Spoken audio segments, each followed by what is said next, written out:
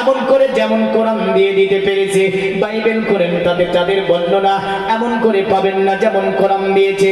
এমন করে জানলে বাস্তা করেন পাবেন না, ত্রিপিটক করেন পাবেন না, গীতা করেন পাবেন না, রামায়ণ করেন পাবেন না, এমন করে সাহেব করেন পাবেন না।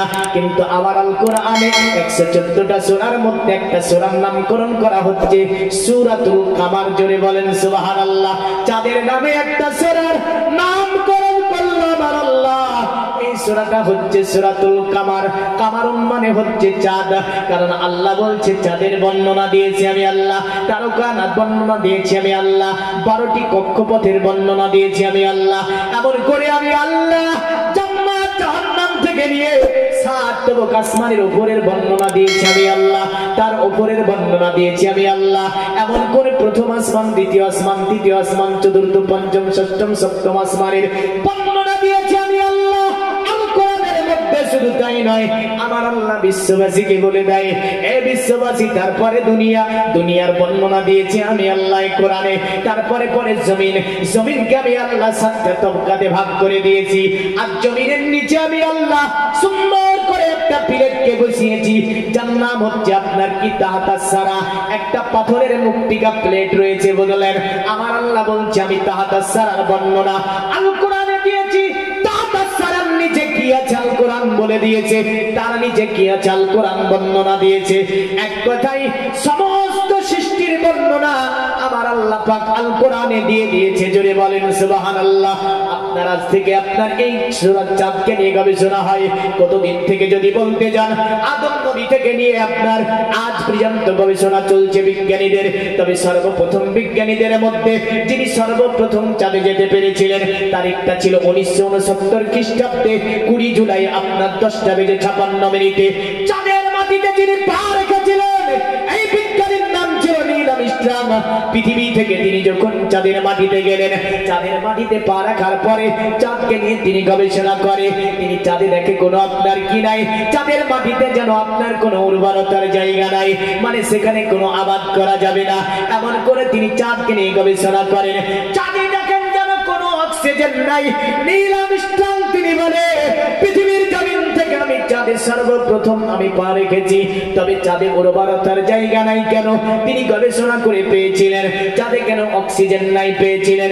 কিন্তু নীল আর্মস্ট্রং তিনি চাঁদকে দর্শন করলেন, দেখলেন চাঁদের যেন এক প্রান্ত থেকে দ্বিতীয় প্রান্ত পর্যন্ত সুন্দর করে বড় করে একটা দাগ টেনে দেওয়া হয়েছে। তিনি ভাবলেন দাগটা কিসের হতে পারে, এই দাগ এমন করে হতে পারে সৃষ্টি থেকে নাকি কেউ দিয়েছে এই দাগে। আর এই বিজ্ঞানী আপনার তিনি কেমন চাঁদের মাটিতে যখন গবেষণা করতেছিলেন, এমন সময় যেন একটা আওয়াজ তিনার কানে যেন ভেসে আসছিল, আল্লাহ হুম্মা সাল্লি আলা সাইয়্যিদিনা মাওলানা মুহাম্মদ ওয়া আলা আলি মাওলানা মুহাম্মদ। এ দুনিয়ার মুমিন মুসলমান, এই বিজ্ঞানী আপনার তিনি ভাবলেন পৃথিবী থেকে আমি চাঁদের মাটিতে এসেছি, কোনো আওয়াজ আসে না, কোনো আওয়াজ তো আসার কথা নয়, কিন্তু আওয়াজটা যেন কিসের আওয়াজ হতে পারে। তিনি খুব মনোযোগ দিলেন সেই আওয়াজের দিকে। ওই আওয়াজটার অন্য কোনো আওয়াজ ছিল না। আওয়াজটা কি ছিল জানেন? আশহাদু আন্না মুহাম্মাদুর রাসূলুল্লাহ।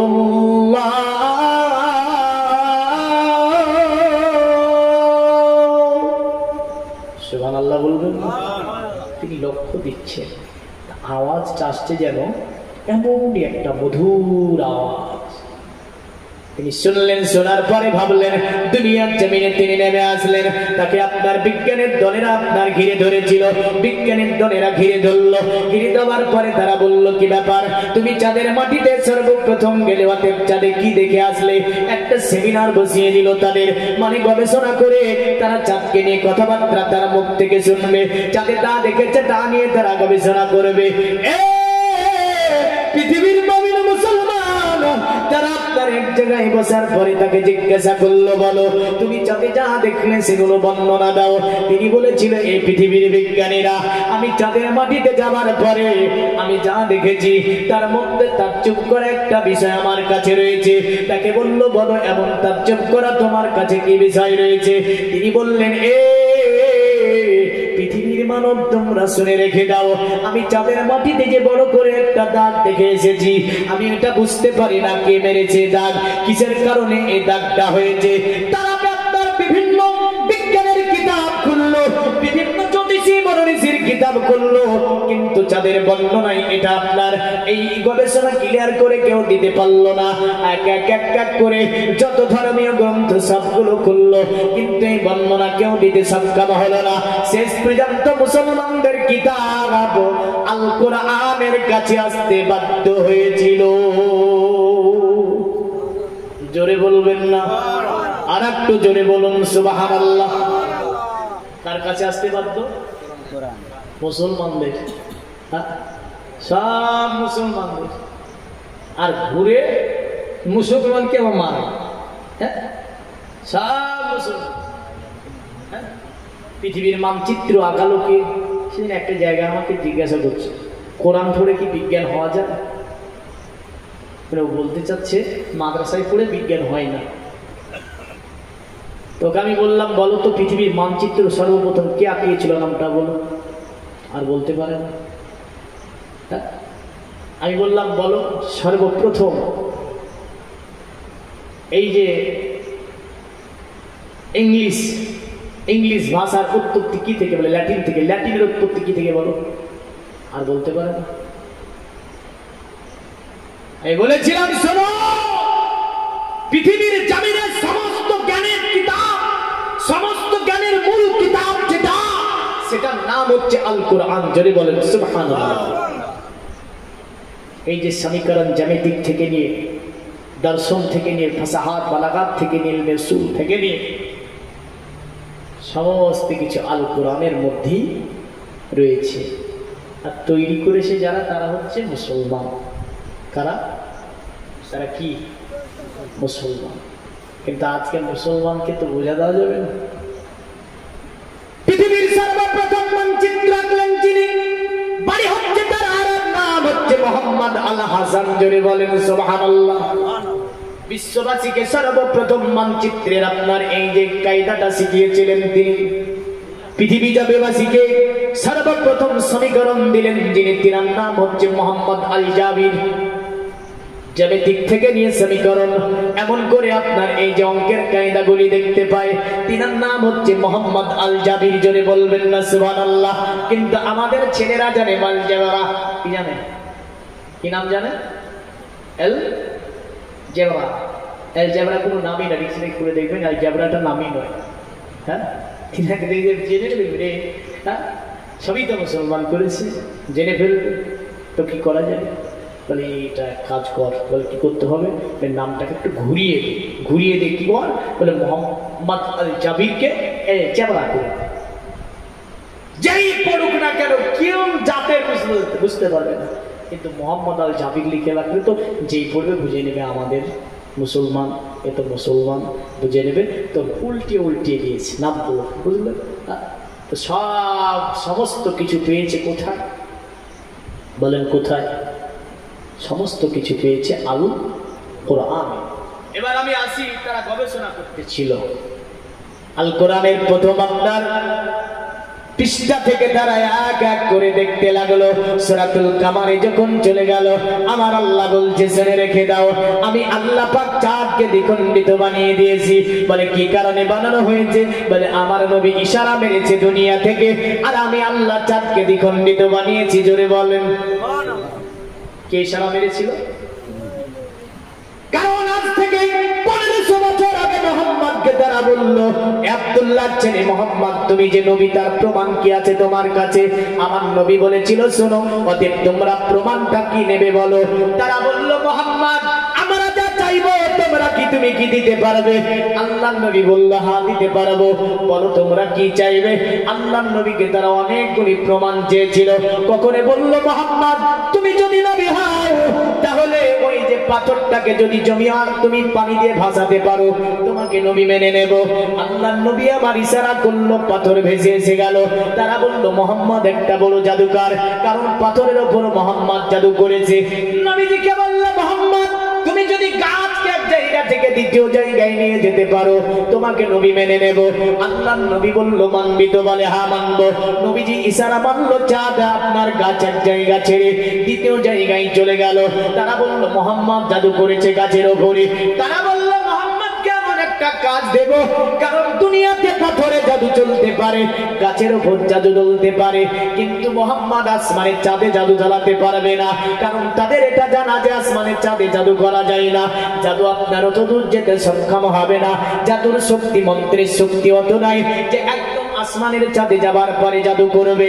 তারা নবীজিকে বলল এ মুহাম্মদ তুমি যদি নবী হও তাহলে তোমাকে একটা কাজ করতে হবে। নবীজি বলল বল কি কাজ করতে হবে? বলে আসমানে যে 14 তারিখের চাঁদটা উঠবে ওই চাঁদটাকে দ্বিভাগ করে তোমাকে দেখাতে হবে। যদি তুমি 2 ভাগ করে দেখাতে পারো তাহলে তোমাকে নবী মেনে নেব। আল্লাহর নবী বলেছিল আরবের মানুষেরা আমি নবীজি পড়বে অনেকগুলো মুজিজা নবীর রূপে প্রমাণ করার জন্য আমি আল্লাহর নবী দেখিয়েছি, কিন্তু আজকে তোমরা বলছো আসমানের চাঁদকে দ্বিখণ্ডিত বানাতে হবে। এই আরবের বেঈমানেরা আমি নবী যদি তোমাদেরকে আসমানের চাঁদকে দ্বিখণ্ডিত বানিয়ে দেখাতে পারি তোমরা কি আমাকে নবী মানবে? তারা বলল হ্যাঁ নবী মানবো। বলে একাত্মবাদের উপরে কি স্বীকার করবে? বলে হ্যাঁ স্বীকার করব। বুত প্রস্তির পূজা ছেড়ে দেবে? বলে হ্যাঁ বুত প্রস্তির পূজা ছেড়ে দেব। আর যদি তুমি নবী অতএব আসমানের চাঁদকে দ্বিখণ্ডিত করতে না পারো বলো তুমি কি হবে? তারা আল্লাহর নবী বলল তোমরা যা বলবে সেটাই করব। উভয় পক্ষ আপনার আল্লাহর নবীর সঙ্গে চুক্তি হয়ে গেল, একটা সালা হয়ে গেল। আমার নবীজি আল্লাহর কাছে দোয়া করলেন, ওগো আমার আল্লাহ তোমার দ্বীনে ইসলামকে সত্যতা প্রমাণের জন্য আল্লাহ আমি নবী পৃথিবীর জমিনে প্রমাণটা দেওয়ার জন্য অনেকগুলি মুজিজা আমি দেখিয়েছি, কিন্তু আজকে তারা বলে আসমানের চাঁদকে যদি আমি দ্বিখণ্ডিত করে দেখাতে পারি তবেই তারা আমাকে নবী মানবে, নতুবা মানবে না। এ আমার আল্লাহ যদি তুমি আমাকে সাহায্য করো নিশ্চয় আসমানের চাঁদ দ্বিখণ্ডিত হবে। জোরে বলেন সুবহানাল্লাহ। আমার আল্লাহ বলে হাবিব আমার দুনিয়ার জমিনে কত মুজিজা আমি আল্লাহ আপনাকে দিয়েছি। আদম নবী থেকে আমি আল্লাহ ঈসা নবী পর্যন্ত আমি আল্লাহ ধারাবাহিকভাবে নবী পাঠিয়েছি। কোন নবীকে একটা মুজিজা দিয়েছি, কোন নবীকে আমি আল্লাহ 2টি মুজিজা দিয়েছি, কোন নবীকে আমি আল্লাহ 3টি মুজিজা দিয়েছি, কোন নবীকে আমি আল্লাহ 4টি মুজিজা দিয়েছি, কোন নবীকে আমি আল্লাহ 5টি মুজিজা দিয়েছি, কোন নবীকে আমি আল্লাহ 6টি দিয়েছি, কোন নবীকে আমি আল্লাহ 7টি দিয়েছি। ওগো আমার নবী 7টির বেশি মুজিজা আমি আল্লাহ কোন নবীকে দিইনি।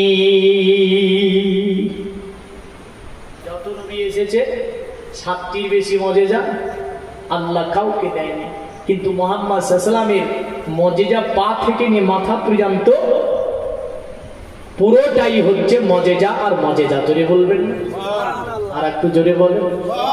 পা থেকে নিয়ে মাথা পর্যন্ত পুরোটাই মুজিজা। ৪,৫০০-এর অধিক মুজিজা রাসূলুল্লাহ দ্বারা এই দুনিয়াতে সংঘটিত হয়েছে। জোরে বলেন সুবহানাল্লাহ।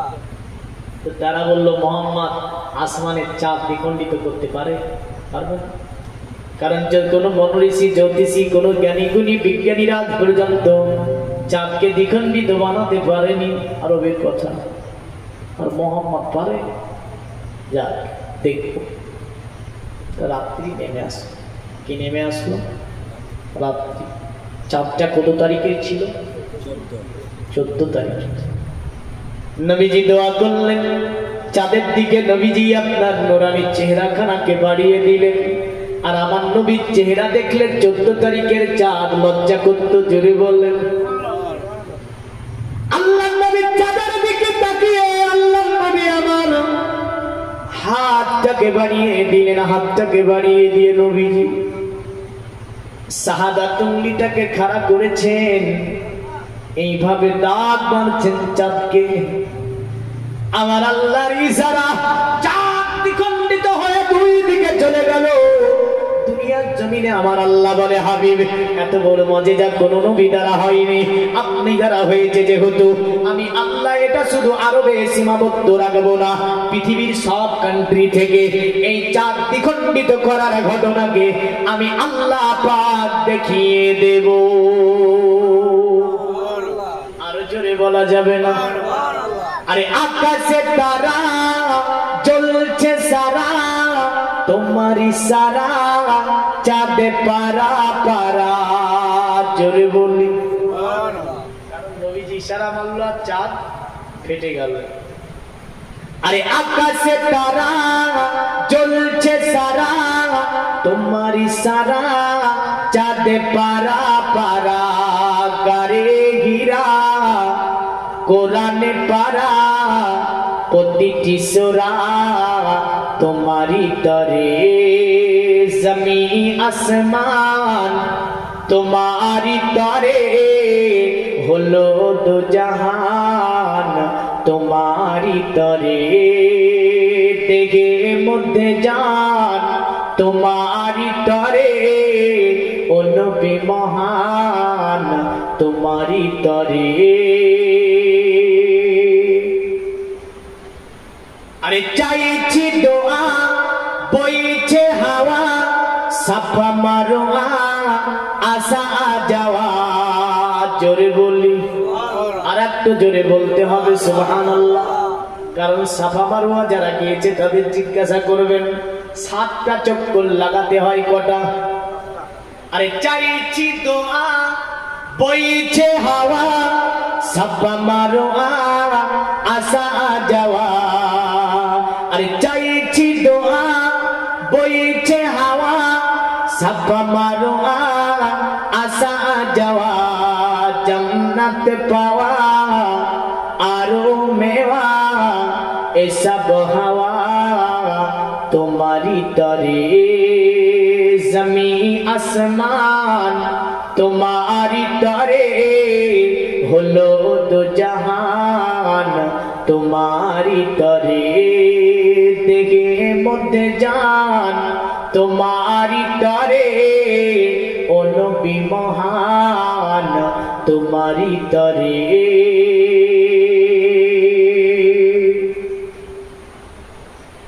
আরে আরে সে মেরাজ তুমি জানো রাজ, সাফাতে তাজ এসব তোমারই যে কাজ। জোরে বলুন, আরে আরে সে মেরাজ তুমি জানো রাজ, সাফাতে তাজ এসব তোমারই যে কাজ। রেখে না নওয়াজ এ বান্দা নওয়াজ, মুমিনে আওয়াজ তোমারই তরে। জমিন আসমান তোমারই তরে, হলো দো জাহান তোমারই তরে। আল্লাহুম্মা সাইয়্যিদিনা মাওলানা মুহাম্মদ ওয়া আলা আলি সাইয়্যিদিনা মাওলানা মুহাম্মদ। পৃথিবীর মুমিন মুসলমান, আল্লাহ বলছে হাবিব এই ঘটনাটাকে আমি আল্লাহ পাক পৃথিবীর সব প্রান্ত থেকে দেখাবো। আচ্ছা বলেন, আজ থেকে 1500 বছর আগে এই ভারত থেকে চাঁদ দ্বিখণ্ডিত হওয়ার ঘটনা কে সর্বপ্রথমে দেখেছিল?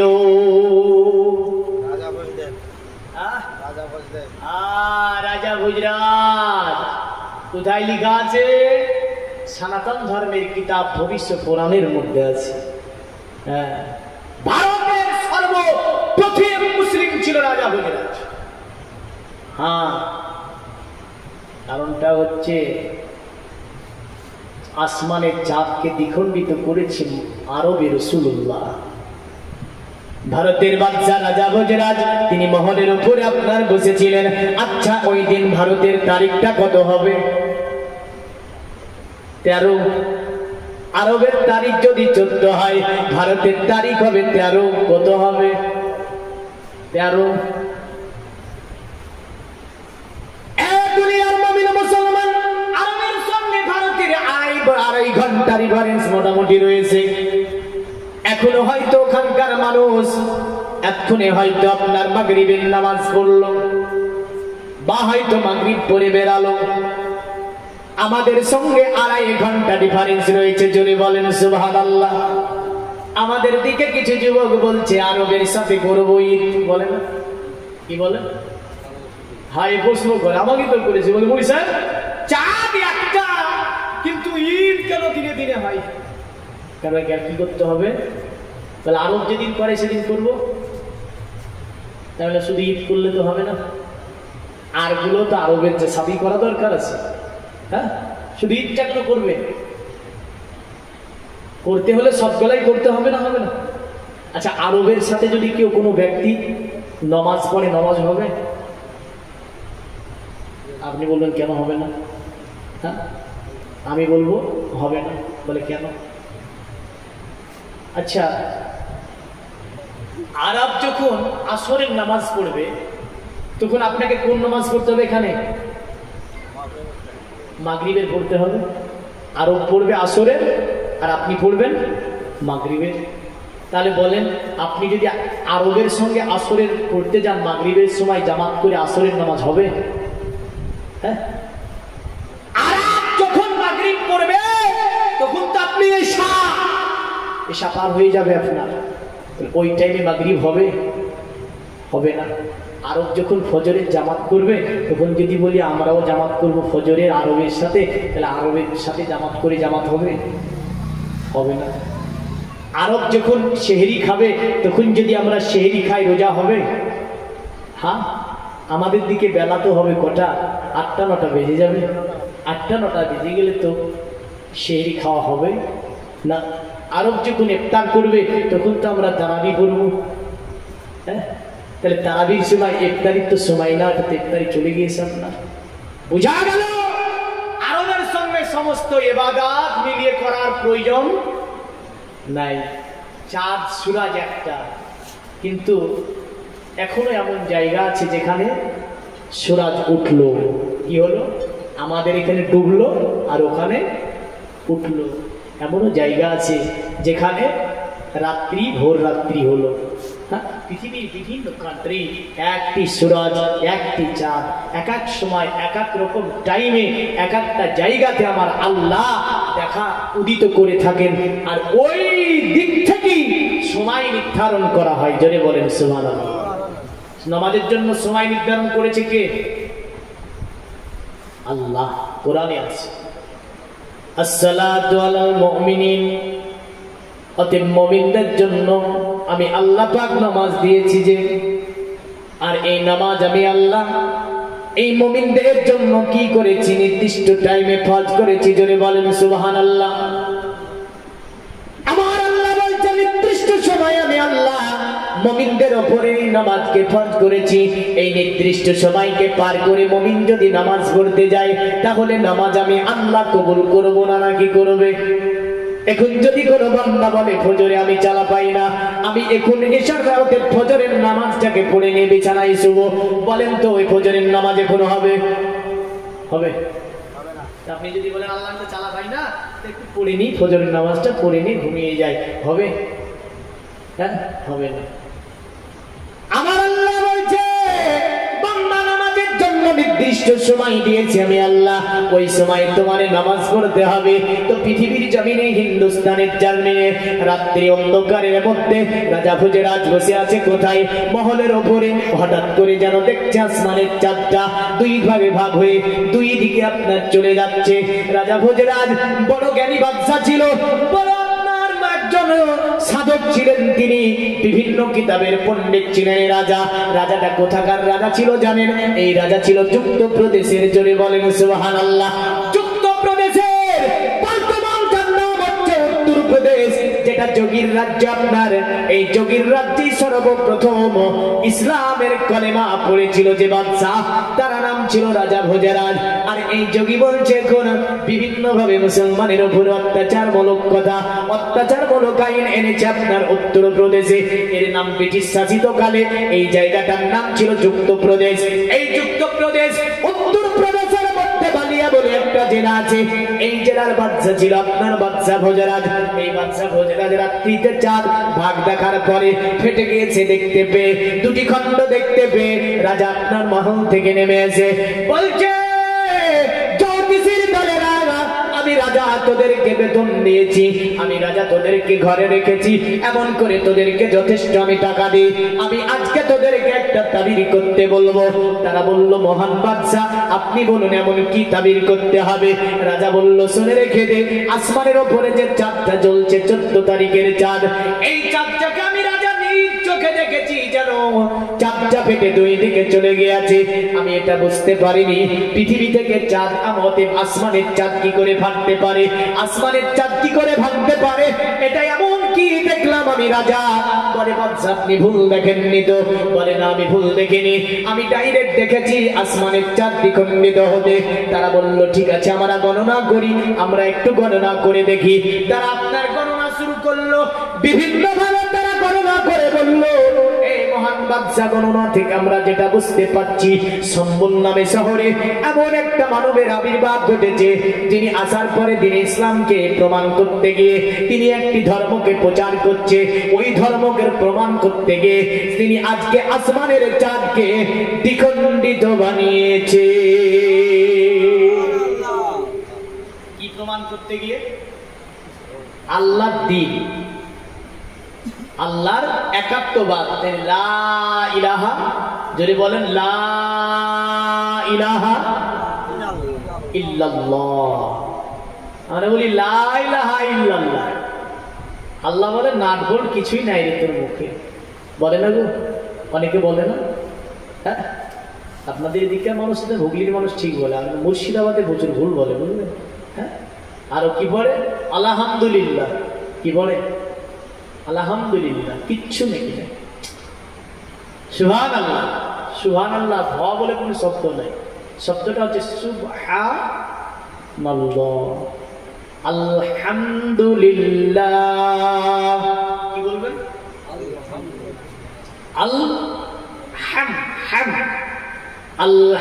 আলহামদুলিল্লাহ। খোদার কসম, এইগুলোর জন্য হয়তো কিয়ামতের দিন পাকড়াও হয়ে যাবে, আমরাও পাকড়াও হয়ে যাবো।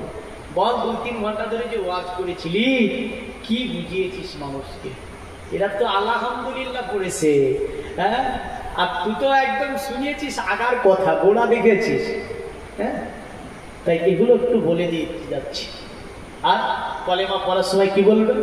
লা ইলাহা বলবো না কি বলবো? লা ইলাহা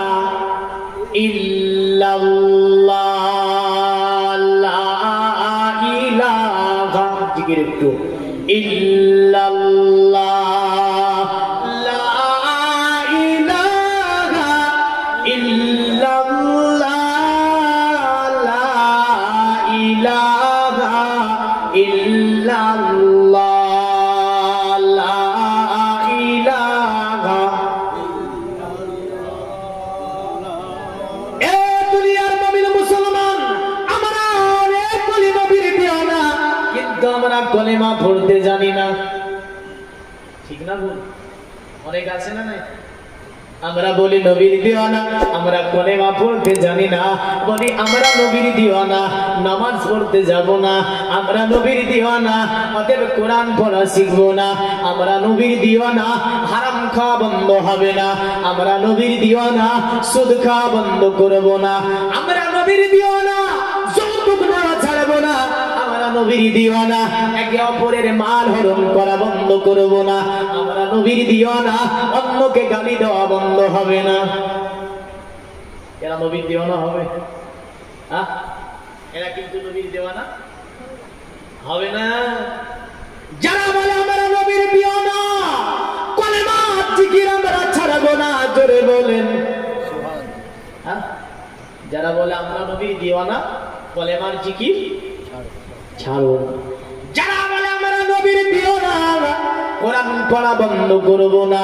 আমরা নবীর দিওয়ানা, নামাজ কবু ছাড়বো না। ইনশাআল্লাহ বলেন, নামাজ ছাড়বেন? খবরদার না। আমার জিনা জাগ দেবে, যত কাজই থাক সব কাজ ফেলে দিয়ে আপনাকে কোথায় যেতে হবে? নামাজে চলে যেতে হবে। সফর করেন, যাই করেন, যত কষ্টের মধ্যে থাকেন, যত কাজের মধ্যে থাকেন, নামাজ ছাড়া কোনো পরিত্রাণ নাই।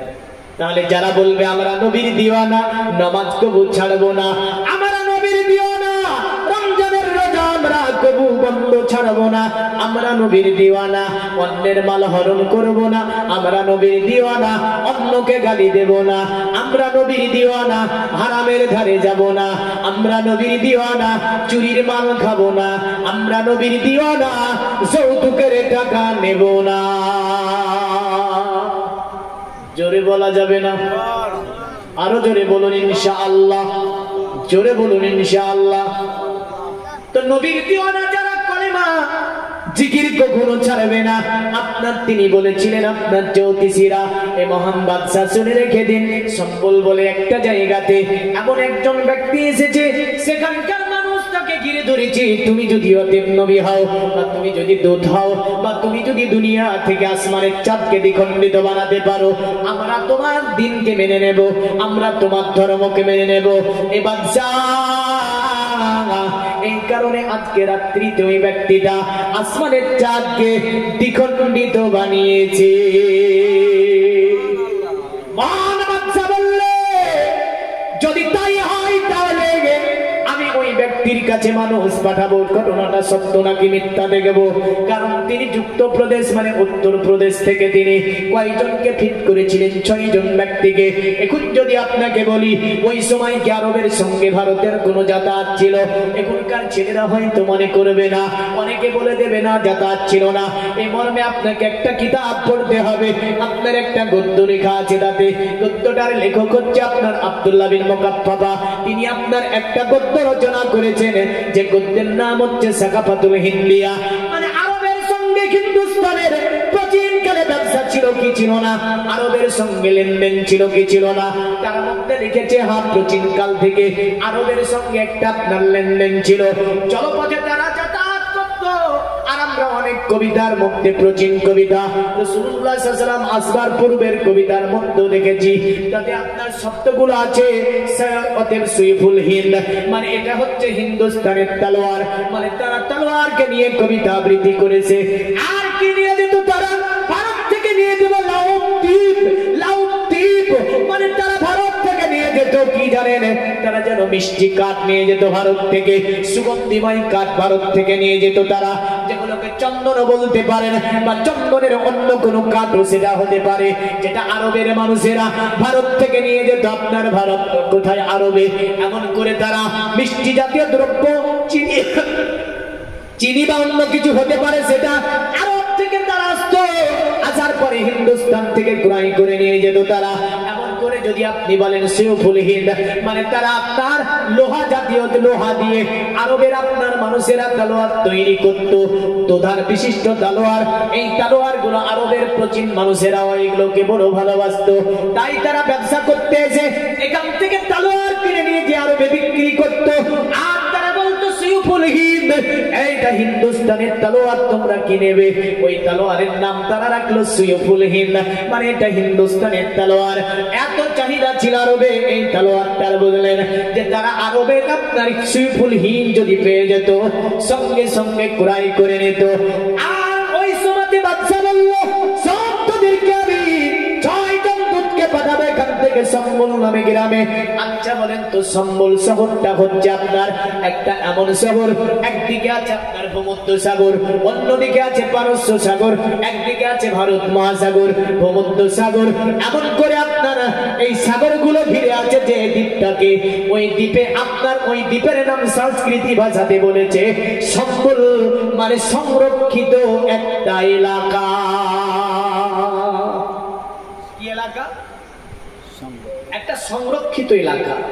জায়গাটার নাম হচ্ছে সম্বল। আরবিতে বললে কি বলতে হবে? ওয়াহাজাল বালাদিল আমিন, আমানতের শহর হচ্ছে মক্কা। জোরে বলেন। আরবিতে সম্বল। আর এবার আসি এই বাদশার দূত 6 জনকে চলো জাহাজ যে করে পাঠাচ্ছে কোথায়? রসুলের দেশে। সুবহানাল্লাহ। অনেকে জানে না এটা। হ্যাঁ, ভারতে অনেক ইসলাম নিয়ে এসেছে না আসেনি? অনেকে এসেছে। খাজা গরিবে নামাজের পূর্বে মোহাম্মদ আল কাসিম এসেছিলেন, যিনি হায়দ্রাবাদ থেকে নিয়ে আপনার হায়দ্রাবাদ, সিন্ধু প্রদেশ, কাশ্মীরের কিছু অংশ মোহাম্মদ আল কাসিম তিনি জয় করেছিল। জোরে বলেন সুবহানাল্লাহ। হ্যাঁ, কিন্তু আমরা এগুলো জানি না। তারিক বিন জিয়াদ থেকে নিয়ে বিভিন্ন ইসলামিক চিন্তাবিদদের আগমন এ ভারতে ঢুকেছে, ভারতে হয়েছে। কেন জানেন? এই ভারতের দিকে আমার রাসূলুল্লাহ শেষ দোয়া ছিল। জোরে বলবেন না? হ্যাঁ, আমরা ওই দেশের মানুষ যে দেশের জন্য নবীজি বলেছিল শেষ জীবনে।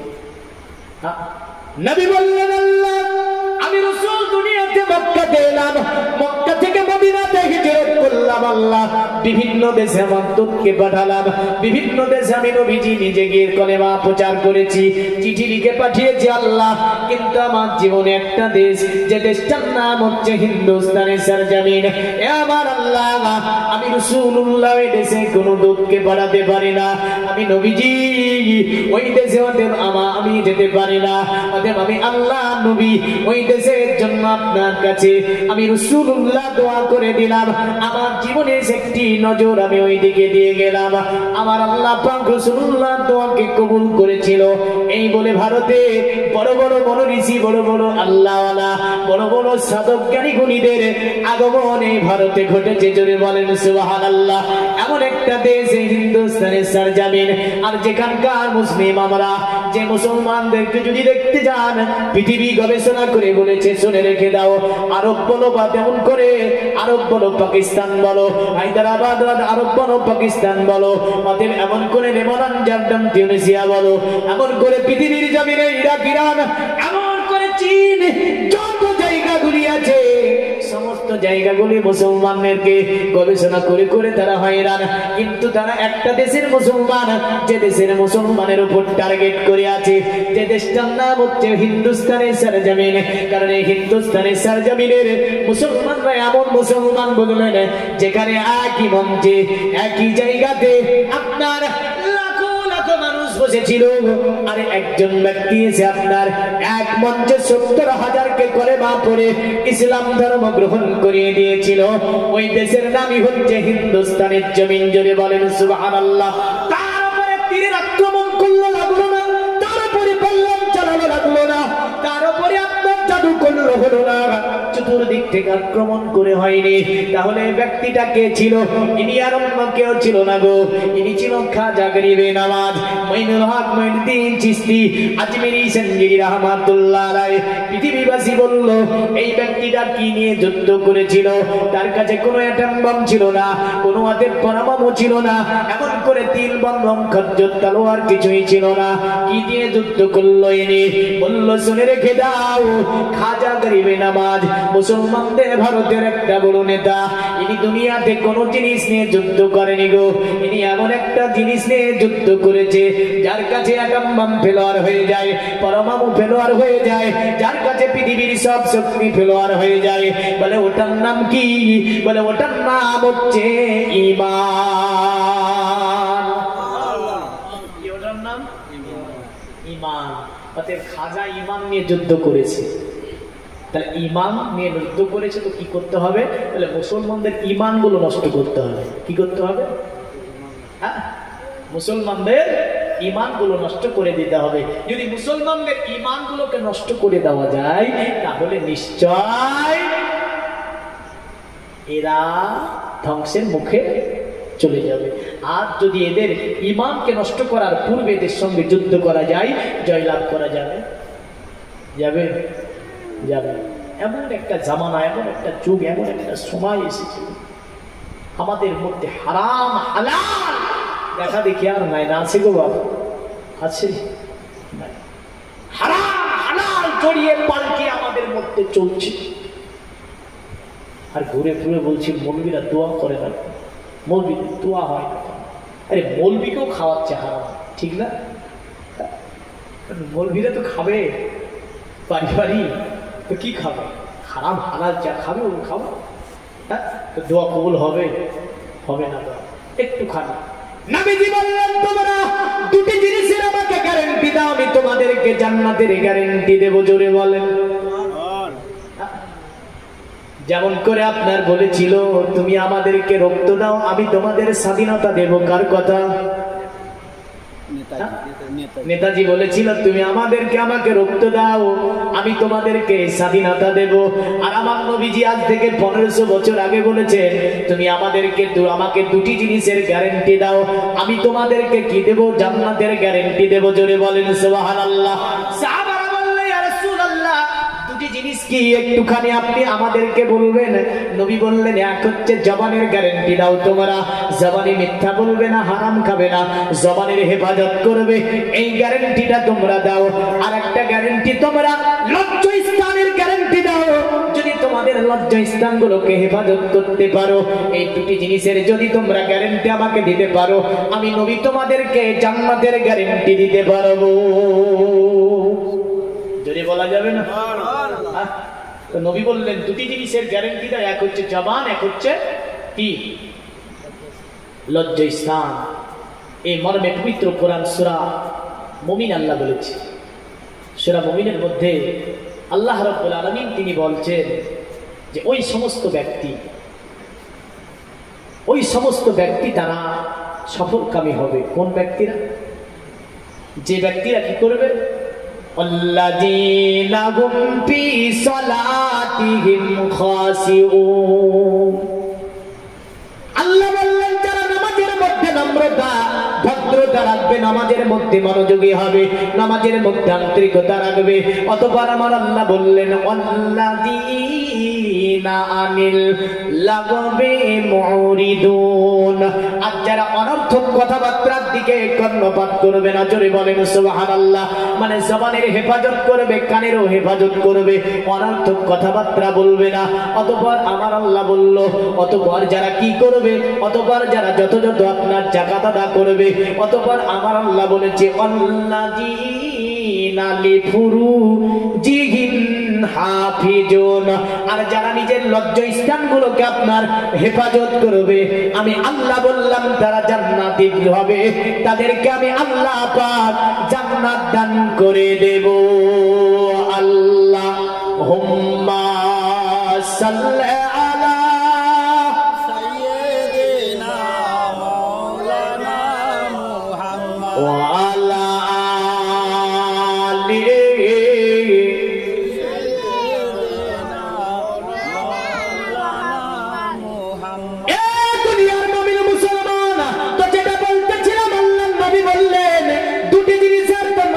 গ্যারান্টি দাও, আমি তোমাদেরকে জান্নাতের গ্যারান্টি দেব। দুটি জিনিসের অবশ্যই আমরা হেফাজত করব, মিথ্যা কথা বলবো না, চুরির মাল ভক্ষণ করব না, এই জবানে আমানাতের খেয়ানত করব না, কথা দিয়ে কথা রাখবো। যা বলবেন আপনি ওই জবানের যদি কথা রাখতে পারেন, ওই জবানের দোয়া আল্লাহ কবুল করবে। ওই জবানের ফুঁক দিলে জিন ছুটে যাবে। ওই জবানের ফুঁক যদি কোনো সাপে কাটা রোগীর উপরে পড়ে বিষ পানি করে দেবে আমার আল্লাহ। ওই জবানের থুক যদি কোনো সাপে কাটা জায়গায় লেগে দেওয়া হয়, বিষকে দাঁড় করিয়ে দেবে।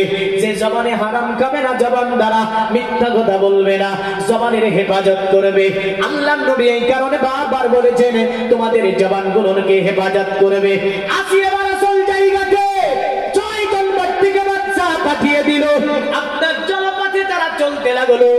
চলতে চলতে চলতে চলতে চলতে চলতে যাবার পরে একদিন তারা আমার নবীর দেশে যাবার পরে পৌঁছে গেল। আরবের ভাষা কি ভাষা গো? কি ভাষা? আর যারা গিয়েছিল তাদের কি ভাষা? তাদের ভাষা ছিল সংস্কৃতি ভাষা। কি ভাষা? সংস্কৃতি ভাষা। সংস্কৃতি ভাষার সঙ্গে আরবি ভাষার কোন মেল আছে? মেল নাই। আচ্ছা, সংস্কৃতি ভাষায় কোন কিতাব আমার আল্লাহ নাজিল করেছে কি করেনি? বড় একটা প্রশ্ন করে দিলাম যে সাংস্কৃতিক ভাষায় আল্লাহ কোন কিতাব নাজিল করেছে কি করেনি? এ নিয়ে ঐতিহাসিকদের মধ্যে মতবিরোধ রয়েছে। যদিও বলেছে না ঈসা নবীর উপরে যে সহিফা নাজিল নূহ নবীর উপরে যে সহিফা নাজিল হয়েছিল, কিছু সংখ্যক ঐতিহাসিক বলছেন যা যার মধ্যে একখানা সহিফা যারা ভাষা ছিল সংস্কৃতি, আবার কিছু ঐতিহাসিক বলছে না ঐতিহাসিক মনোঋষি জ্যোতিষীদের একটা ভাষা। কিন্তু আবারও যদি এই লাইনে আপনি আসেন, আদম নবী কটা ভাষা জানতো জানেন? জানেন না। তাফসিরে কাসিরের মধ্যে লিখছে আদম নবী 6 লক্ষ ভাষা জানতো। যদি বলবেন না কত লক্ষ ভাষা? এখন গোটা পৃথিবীতে কয় লক্ষ ভাষা আছে জানেন আপনি? জানেন না। 3000-এর অধিক কিছু ভাষা। কয় হাজার? 3000-এর অধিক কিছু ভাষা। আচ্ছা, কটা ভাষাতে মানুষ বেশি কথা বলে বলতে পারবেন? 300 থেকে 400 ভাষা বেশি দুনিয়াতে ব্যবহৃত হয়ে থাকে। তার মধ্যে এমনও কিছু ভাষা যা বইয়ে খুঁজে পাওয়া যায় না। হ্যাঁ, পাওয়া যাবে। কালিয়াচক মালদার দিকে গিয়েছেন, খুট্টা ভাষা বুঝেন? হ্যাঁ, এই খুট্টা ভাষা বইয়ে খুঁজে পাবেন। আমি ওদিকে যাই খুব, কালিয়াচক, মালদা, দিনাজপুর, কুচবিহার, জলপাইগুড়ি। তো ওরা যখন কথা বলে একে অপরে বললে আমি বুঝতে পারি না কি বলছে ওরা। আমার সঙ্গে যখন বলে আবার তখন ঠিক আছে বলবেন। যেমন আসামি ভাষা, আসাম গিয়েছে আপনাদের দোয়া, তাদের ভাষা আমার সঙ্গে যখন কথা বলছে অসুবিধা হচ্ছে না, কিন্তু ওরা যখন কথা বলছে আমি বুঝতে পারছি না সবগুলো, কিন্তু আমার সঙ্গে ভালোভাবে বলছে। আমি যে ভাষায় বলছি ওই ভাষাতেই বলছি। ওয়াজ সুন্দর বুঝছে, এই ভাষাতে আমি ওয়াজ করলাম, সুন্দর ওয়াজ বুঝলো, কিন্তু তাদের একটা চলতি ভাষা রয়েছে। তো যাই হোক, আদম নবী কত লক্ষ ভাষা জানতো বললাম? 6 লক্ষ। জোরে বলেন কত লক্ষ ভাষা? 6 লক্ষ ভাষা। তাহলে বলেন এত ভাষা আদম নবীকে আমার আল্লাহ শিখিয়েছিল কে? তাহলে বাংলা ভাষা তোর মধ্যে ছিল না? ছিল না। ইথিওপিয় ছিল না? ছিল না। হামারি ছিল না? ছিল না। সেমিটিক ছিল না? ছিল না। হ্যাঁ, এক কথায় পৃথিবীতে যত ভাষা, সব ভাষা আদম নবী জানতেন। তথাপিও আদম নবী যত ভাষা জানতো, অনেক ভাষা বিলুপ্ত হয়েছে। কি হয়েছে? অনেক ভাষার বিলুপ্তি হয়েছে, যা মানুষ ব্যবহার না করার কারণে সেই ভাষাগুলি মিটে গিয়েছে দুনিয়া থেকে। আসি আমি সংস্কৃতি ভাষাটা, যদি আমরা জ্যোতিষী মনোঋষি দ্বারা বেশি এ ব্যবহার দেখতে পাই। আবারও আমরা হিন্দুস্তানের কিছু জাতি বা গোষ্ঠীর মধ্যে একই রকম সংস্কৃতি ভাষার গোষ্ঠী এবং জাতিদের দেখা যায় না যাই, যারা হিন্দুস্তানের জমিনে বসবাস করত। অথবা আস্তে আস্তে হিন্দুস্তানের জমিনে বিভিন্ন মনোঋষি জ্যোতিষী আবির্ভাব ঘটেছে না ঘটেনি? ঘটেছে। যখন যাবার পরে আরবে পৌঁছে গেল, আরবে যাবার পরে তারা সংস্কৃতি ভাষায় কথা বলে, কিন্তু আরবের মানুষ তো সংস্কৃতি বুঝতে পারে না। আরবের মানুষেরা জিজ্ঞাসা করলো, কোথা থেকে তোমরা এসেছো? বণিকদের আপনার ভাষার সঙ্গে যেনারা ব্যবসা বাণিজ্য করতো তাদের সঙ্গে আপনার লেনদেনের ভিত্তিতে।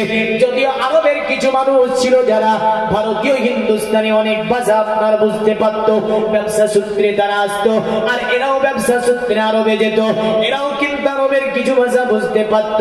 এইভাবে তাদের সঙ্গে একই জায়গায় বসে একটি আপনার সামঞ্জস্য করা হলো। তারা বলেছিল, এ আরবের মানুষ, তোমাদের দেশে কি চাঁদ একটা সময় দ্বিখণ্ডিত হয়েছিল? তারা বলল, কেন, কি ঘটনা আছে? মানে এই ঘটনাটা জানার জন্য আমাদেরকে বাদশা, হিন্দুস্তানে বাদশা রাজা ভোজরাজ আমাদেরকে এখানে পাঠিয়েছে। তারা বললে, তোমরা হিন্দুস্তানের মানব বনে? আমরা হিন্দুস্তান থেকে এসেছি। তারা বলল, বেশ কয়েক মাস হয়ে গেল আমাদের এখানে চাঁদ দ্বিখণ্ডিত করা হয়েছিল। বলে তাই নাকি? বলে হ্যাঁ। বলে তাই নাকি? বলে হ্যাঁ। বলে কেমন করে দ্বিখণ্ডিত হয়েছিল? তারা তারিখ বলে দিল, রাত্রিকাল বলে দিল। অথবা তারা বলল কি কারণ ছিল? বলল কারণটা ছিল আব্দুল্লাহ ছেলে মোহাম্মদ দুনিয়ার জমিনে কলেমা প্রচার করেছে। তিনি বলেছেন, লা ইলাহা ইল্লাল্লাহ, আল্লাহ ছাড়া কোনো উপাস্য নাই, মুহাম্মাদুর রাসূলুল্লাহ, মুহাম্মদ হচ্ছে আল্লাহ পাকের রাসূল। জোরে বলেন সুবহানাল্লাহ। কারণ এই কথাটা একটাই কথার উপরে ভিত্তি করে মুহাম্মাদের উপরে অত্যাচার, অবিচার, অনাচার নেমে এসেছিল। পুরা আরব থেকে নিয়ে চতুর্দিকে আল্লাহ নবীর দুশমন চলে গিয়েছিল। কথাটা কি ছিল? কথাটা অন্য কিছু ছিল না। মুহাম্মদ যে কথা বলেছিলেন না যে আমাকে নেতৃত্ব ছেড়ে দাও, আমাকে রাজত্ব ছেড়ে দাও, আমাদেরকে তোমার মালিকানা ছেড়ে দাও, আল্লাহ নবী এ কথা বলেন নাই। নবীজি বলেছিলেন হে আরবে মানুষেরা, তোমরা যে 365টি মাবুদের পূজা করো, অতএব এই মাবুদের পূজা না করে এক আল্লাহকে পূজা করতে হবে, এক আল্লাহকে মানতে হবে, এক আল্লাহকে জানতে হবে। আল্লাহ যারা অন্য কারো উপাসনা করা যাবে না। জোরে বলেন সুবহানাল্লাহ।